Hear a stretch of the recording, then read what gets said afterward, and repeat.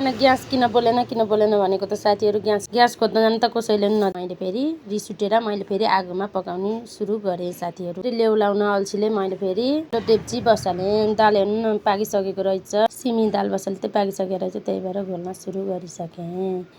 अब यसरी घोलिसकेपछि त अब झान्न पर्यो। खुर्सानी जिरा मैले तोरी तेल हालेँ।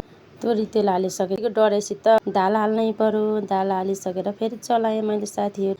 अनि त्यत्तिकैमा मेरो छोरो आयो फुटाल्छु भन्नु अन्डा फुटाल त नि बाबु भनेर लायो। अन्डा फुटाल्न लायो। मैले अर्को फुटाल्न लगाएको त दुईटा घ्याङ्ग्ला परेछ एउटा। अनि मैले घोल्न सुरु गरिहालेँ साथीहरू। अन्डा घोलेर हेर्नु यत्तिको भएपछि त भइहाल्यो त। अनि त्यो मिठो मिठो हुने भयो। मिठो चिज पाक्ने खोज्छु भन्छ हेर्नु अन्डाहरू पकाउन लगाएको मेरो छोरा। दाल उम्लियो हाल्न स्टार्ट गरेँ साथी।